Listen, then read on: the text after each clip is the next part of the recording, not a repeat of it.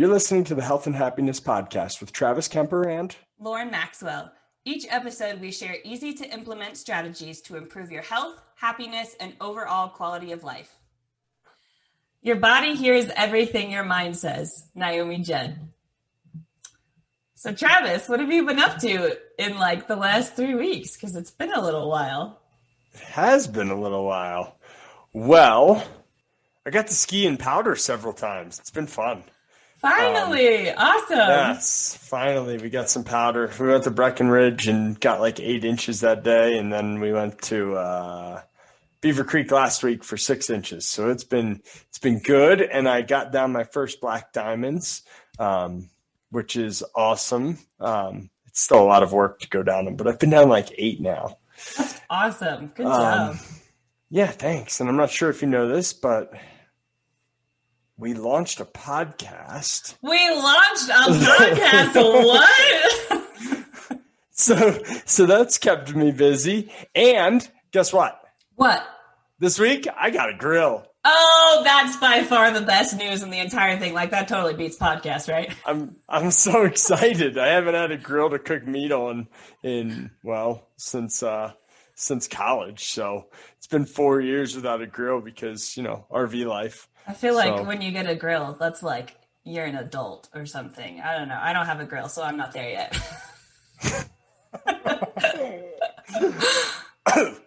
One day, Lauren, you might grow up. Maybe.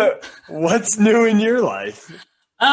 It's been kind of an eventful couple of weeks. So we started fostering a little puppy.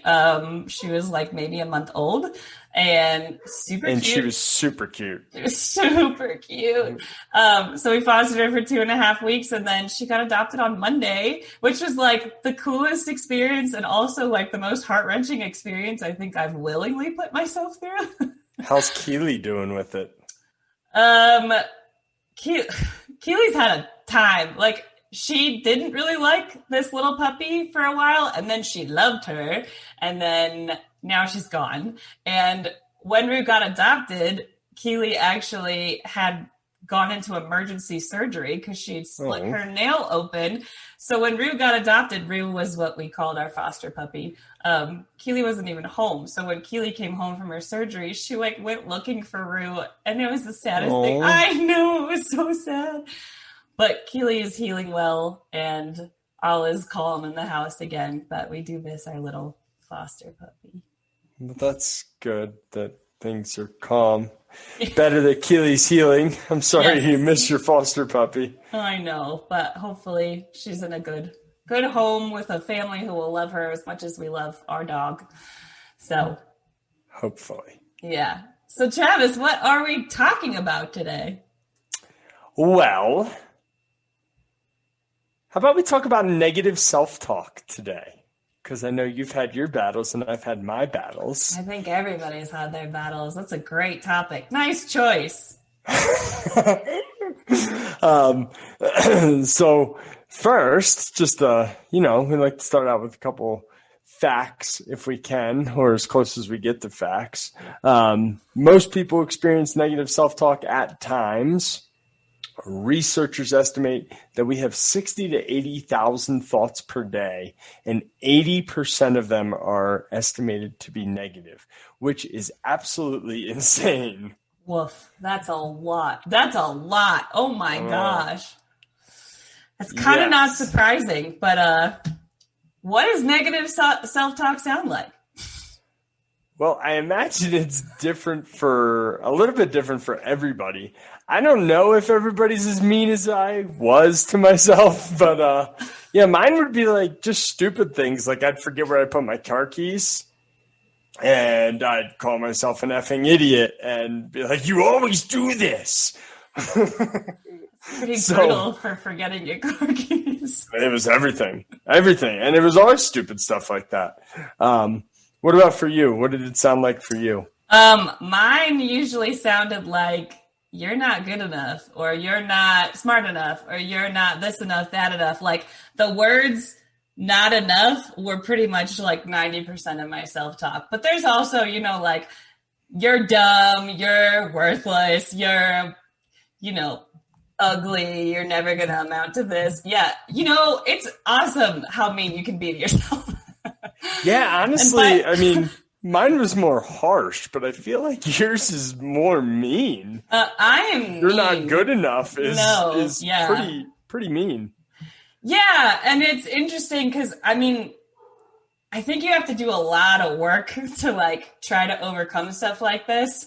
And so when I was trying to, like, start my journey on stopping being so mean, I had listened to, actually, one of my friends had sent me a TED Talk from Brene Brown. And if you guys don't know who Brene Brown, she's like a researcher who does a lot of research on shame and guilt in people and what that looks like. And she's also like a motivational speaker. So it's awesome. But she talked about... We'll try and link to that. We'll try and find that TED Talk and link to it. Oh, I have it. Don't worry, I got you. Oh, good. Then you're going to make this really easy. Yeah. So she talked about, in one of her TED Talks, she was talking about the difference between shame and guilt. And she defined guilt as, I'm sorry, I've made a mistake. Whereas shame is, I'm sorry, I am a mistake.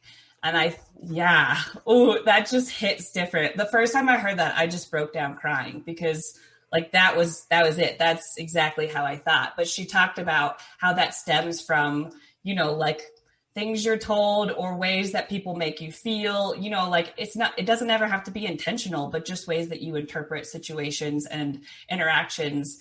It can stem a lot from childhood and stuff like that. And so that's when I realized that a lot of my negative self-talk had to do with like things that I had interpreted people to say to me, even if they didn't say that to me. And then I had internalized that and made that my narrative. Right. It's hard. Yeah. Well, and I think that's what most of it is.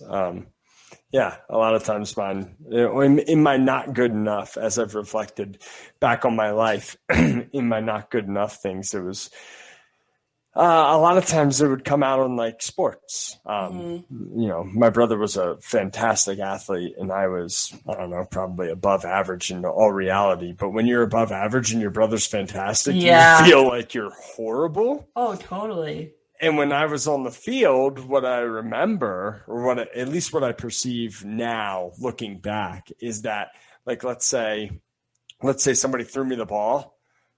Instead of being excited to catch the football on the field, I would be like, oh no, don't F this up.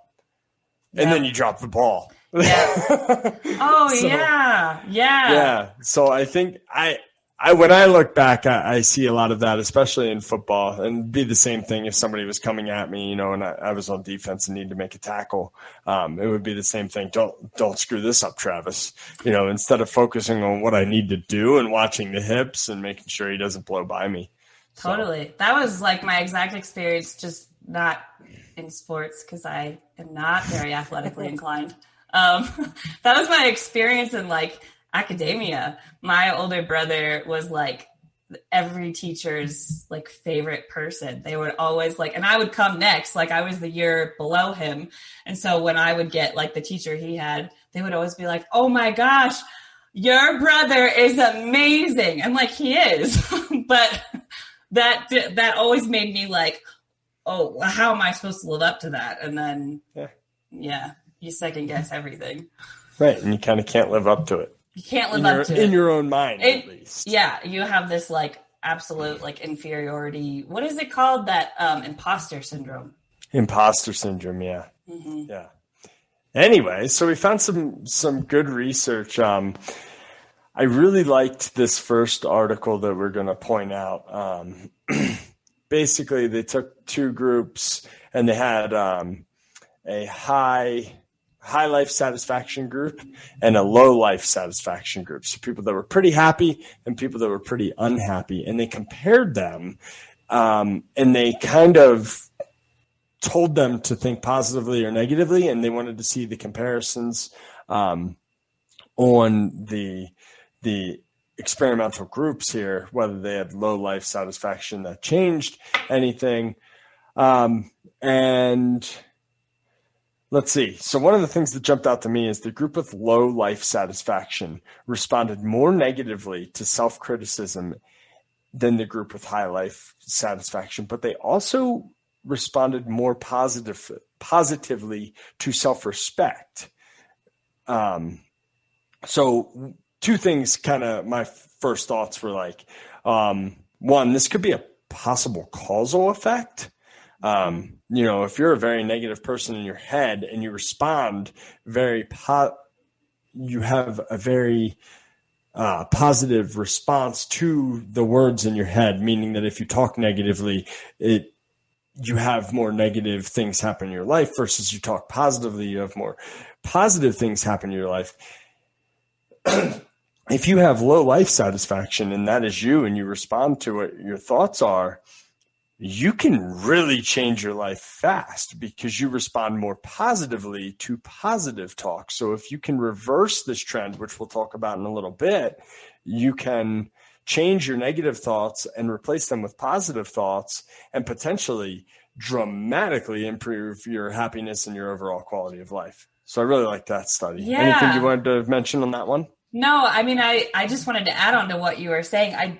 Like Travis was saying, I think that's, for just this like little brief summary, it's such a powerful statement of like, guess what? Even if you're really not happy with your life, you can change it dramatically by changing the way that you talk to yourself and by changing the things that you think. And like that's really cool.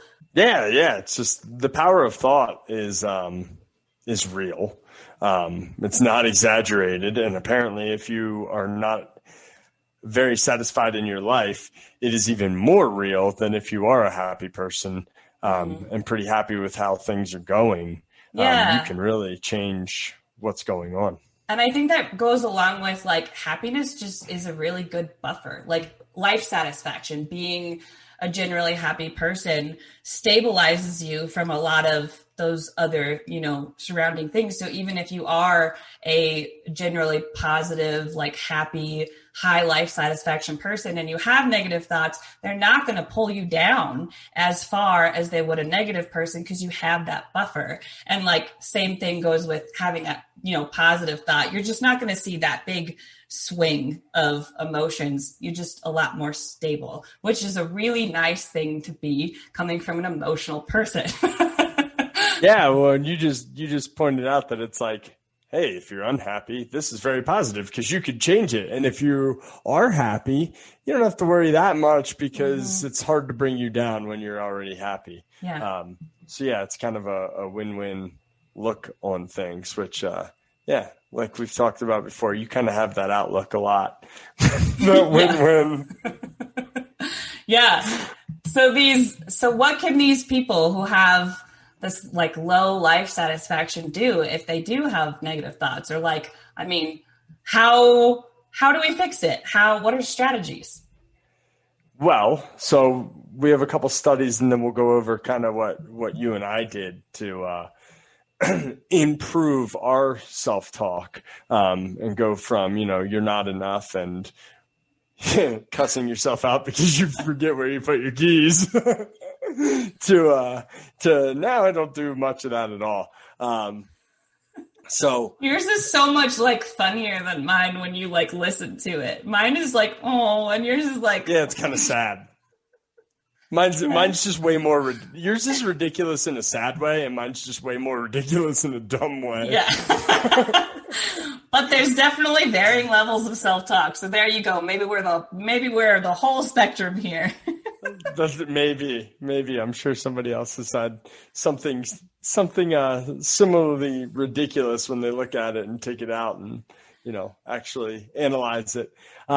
Anyway, so there's another study here, Lauryn. I'll let you go over this one with the logbook. Yeah, so they did a study where they basically compared like a control group where they didn't really change anything, and then the experimental group, which they were told to basically keep a journal. They called it a logbook, but keep a journal of like their negative self-talk.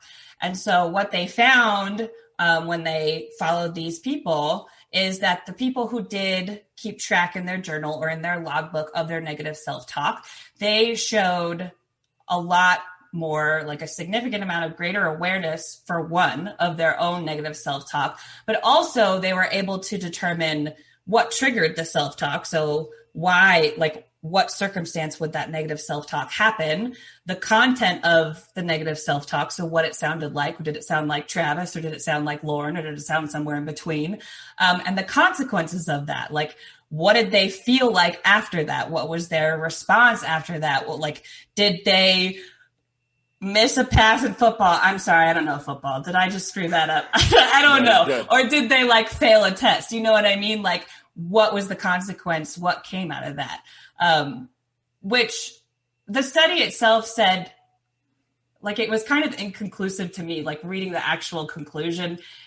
I couldn't tell whether it was like significant or not, statistically, but with those results, I think that's a really great argument for, like, if you followed this group of people long enough and they journaled long enough, look at all those things that you learned from just like listening and tracking what you're doing. And isn't that a wonderful, amazing, solid ground to start on to start changing? Because if you know that you're doing it, if you know when you're doing it, if you know what it sounds like, and if you know what happens after, holy cow, you have a lot of stuff to work with here to like start moving toward change. Yeah, as long as you move towards change, I would agree with you. I think greater self-awareness in general usually leads to happier people and happier outcomes. Also, by the way, how do you not know anything about football when you played in band for like 27 years? I didn't watch the game. Okay, listen, people. The people who came to the football games in my school, we were a very small town, but they came not for the football. They came for the marching band. Okay. The halftime shows were lit. Somebody right now in Texas is listening to this and being like, this girl has no idea what she's talking about. Band was the coolest thing. Not really, but I liked it. So I didn't care about football. Sorry to all of our football fans. Moving on to the next study. So we found another study. This is another good one, I thought.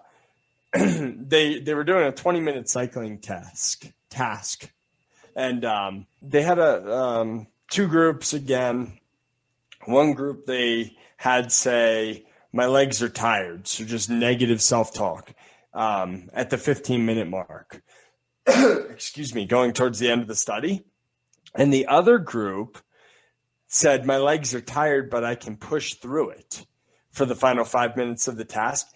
And the people that said, my legs are tired, but I can push through it, did significantly more work at the end of this 20-minute cycling task in the last 5 minutes than the group that said, my legs are tired, which means when you are pushing yourself, your self-talk is really freaking important. And, this is what I found in the gym recently.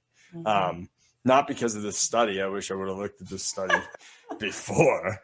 But now you're validated in what you've experienced. What works for me, yeah. So in the past, I would get to, that last rep where I'm struggling to get it up, and that was it. I failed. I'm done. I can't. There's no way I'm getting another one. Now, I literally yell, you're not done. And I do one or two more. And I'm like, you got this. So it's the exact same thing that they're getting. And because you're pushing this that little bit extra at the end when it really matters, I've gotten huge strength gains faster than I've ever had strength gains in my life. In the last, what have I been lifting for now? 6 months probably since starting coaching football. That's awesome. Yeah. So, yeah, I really like that one. Any other thoughts on that one, Lauryn? You're a real life walking example. I've seen the same kind of things in my own, just like all across the board, but definitely in my exercise and my fitness journey.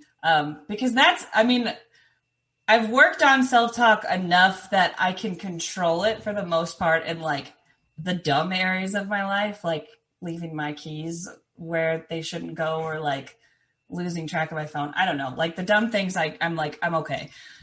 Working out is a really hard one for me. And I think it has a lot to do with like, you're just pushing yourself to a limit that like you don't really come up against very often. And so that's when a lot of my self-worth talk comes back really hard. And so I was doing a Shanti program a long time ago, or not a long time ago, like a couple of years ago, I guess. Shanti is like one of my favorite people. I talk about him a lot. I'm sorry, but I'm also not sorry because he's amazing. But he, in one of his programs, was talking about like the mean person in the mirror. And so for me, like the mean girl in the mirror is what I took out of that. And that's when I realized, based on Shanti and Brene Brown and kind of bringing them together, that like this kind of negative self-talk, it's not me. It's not, I mean, it is me. It's my thoughts, but it's not my own narrative. It was somebody else's narrative, like we talked about earlier, that I got from an experience or an interpretation of an experience. And it wasn't like my own voice telling me that I wasn't worth it, or I wasn't good enough, or I'm not going to be strong enough, or I'm like all this, that, and the other. And so when Shanti said that like mean person in the mirror, I basically was like, okay, so the narrative comes from somebody else and I'm just going to make that. That's the mean girl in the mirror. It's not me. It's the mean girl in the mirror telling me that. And you know what I do now when I realize like I have these thoughts creeping in, I'm like really trying to push myself. My arms are shaking. My legs are shaking. Like I don't think I can go anymore. And that you're not good enough. You're not strong enough. You can never do this. Thought comes back. I like look in the mirror and I say, shove it, mean girl. And I keep going. Something Lauryn would never say to anybody in real life. Not in real life, just the mean girl in the mirror. Because she's mean. She's mean. And you know what? She needs to be told to shove it sometimes. But I think that has helped me a lot, is that like idea that it's not my narrative. It's not my story. That's not who I am. That's what somebody else made me feel sometime a long time ago. And they probably didn't even mean to. Right. They probably didn't say it. They probably didn't think it even. Mm-hmm. You just took whatever their action or words were and you turned them into this thing that you've been living with for the last 20 years or 30 years. Yeah. Yeah. Which is crazy when you think about it. Isn't it crazy? Yeah. Like something that I just interpreted based on a feeling. Right. Of a situation that I was in. And like, I'm sure there was a lot of like multiple situations, but like that became what I told myself. But why? Yeah, well, I mean, I mean, with my sports analogy back in the past, that was exactly what it was. It was like nobody ever, like my parents never said, I wish you were as good as Joe at football. You know, like, right. That never happened, but that's what you think when you're a kid. It's like, well, they're happy they're proud of Joe and his accomplishments in wrestling and football. It's like, I got to do that or I'm worthless. And then you feel worthless because I wasn't as good. Right. Exactly. Yeah. And I put too much pressure on myself to be good, in a way. And but my way of being good was just trying not to screw up as opposed to like actually trying to be a positive impact on the game or whatever. Yeah. Anyway. Yeah. And once you start, changing that instead of like, I'm trying to live up to somebody else's goals and ideals. And instead you're just like, you know what?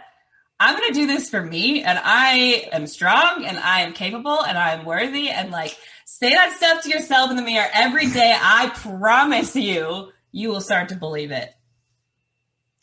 Yeah, so my way of getting over this was a little bit different, and mine's not really in the sports realm anymore because when I play sports, it's just for fun, and I really don't care.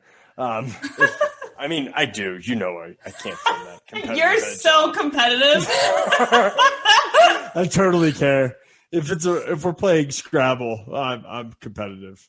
Not enough to cheat, I will say, when you are on a team with me, you are so kind to me, even though like I would probably lose the team. Well, that's because you're trying to cheat for the other team. But you're so nice about it to me. Yeah, well, Yeah. Only out loud. No, I'm just kidding. And the truth comes out. So for me now, when I finally noticed this stuff, maybe, I don't know, 3.5 years ago, it was about 6 months after PT school, that I don't remember why. I'm sure that I got it somewhere like you did, either listen to a podcast or listen to a book or reading a book. But I don't remember who. I don't have any credit to give out. Sorry. Sorry. So when I would say something mean about myself, I would literally stop and I would say 3 nice things about myself. 3 things that I like. Like, dude, you got through undergrad with no debt. You're going to pay off your grad school debt in, a year after school. And you ran a 6-minute mile at 24 years old, and you did all of this just because you're awesome. So I would literally say that, and I would say it out loud if I was in my car or something. If I was in Target, I wouldn't say it out loud, but that's how I did it. And now I almost never say anything really mean. It has to be a really bad day, which I don't have that many of, as long as I do the things to take care of myself. You have pretty high life satisfaction. I have pretty high life satisfaction now that I don't talk crap on myself. You're pretty stable. Yeah. So you are the example of like pulling yourself up and learning how to change your thoughts and then becoming this stable, high life satisfaction person. I used to, way back in high school, I remember like I started becoming aware of how negative I talked to myself. And I remember like I saw this thing that was like, put like a hair tie or rubber band on your wrist and like snap it every time you have it. I did not like that. That did not work for me. Like that is like taking a negative and making it painful. And then I was just like, well, I don't want to do that anymore. But it didn't make me stop. That is the point. No, but it didn't make me stop doing the negative self-talk. It just made me not do the pain part. Well, I think that is the point, is like you're being mean to yourself, but I do see you're like compounding meanness to yourself. But yeah, that was one of the other ones I was going to say, that I've used that. So I do a lot of psychological stuff with my patients with this type of stuff, because especially with chronic pain and things like that, people are not nice to themselves a lot. So I use psychology a lot because it's so important especially with pain management. But really with any type of performance, it's really important. And when I say performance, I'm not talking about, going into the gym necessarily. I'm talking about performance in life and just taking care of everything that you want to take care of and achieving your goals. So I would use that one as an example. Like if you wear, Lance Armstrong, I feel like was the one that it was either Lance Armstrong or Jesus made those plastic wristbands. There was the one with Jesus do ones, and there was the Live Strong. There's the Live Strong was the one that I had, Yeah, so I don't remember which one came first, but one of those two made them famous. You can use that and snap yourself every time you say something mean. I like the saying 3 nice things to myself because I like that one too. Me. Well, it works for me. And I can see that that's like an active. I mean, I get the theory of the other one too. Like, and it might work for some people. It didn't work for me, but I like the one that you use, Travis, because that's really like rewiring your brain. Like you're actively working on doing something positive when you do something negative, but you're compounding on it. So instead of 3 and 3, or 1 and 1, it's for 1 negative thing, you say 3 positive. And hopefully that at least balances it out. Cause I know like the negative ones, they cut, but hopefully the 3 positive ones can balance it out, if not tip it in the other direction. For people who are just listening, you didn't see how awkward I was just holding up all my fingers right now. So yeah, that's a good one. I like if you're pushing through something, using the study is really good. Like my legs are tired, but I can push through the rest of this run and make it down the rest of the street. The logbook can work. I think the big thing is just becoming aware of it. Yeah. And if you become aware of it, it's easier to change. it's really hard to change stuff that you're not aware exists. Yeah. Yeah. So, And I think the logbook made a good point of not only realizing that it's a thing, like awareness of it, but also that there's a consequence to it. And for me, that was, I think, the tipping point, because I was aware of my self-talk for a long time, but I didn't realize how much it impacted the rest of my life because I was talking to myself like that. And once I realized it, like, that was my motivation to work on it. Yeah. Well, we talked a little bit about, I was reading that book from the gymnast, and we talked in one of our episodes about, you calling yourself Doppy or whatever when we were hiking down the hill. Yeah. Captain Jack. Yeah, you were talking about that, and it becomes a self-fulfilling prophecy. Well, this is the same thing. If you keep telling yourself that you're never going to be successful and you're never going to do anything worthwhile, and you're stupid and you're never going to get the grades if you're in college or high school still, you're right.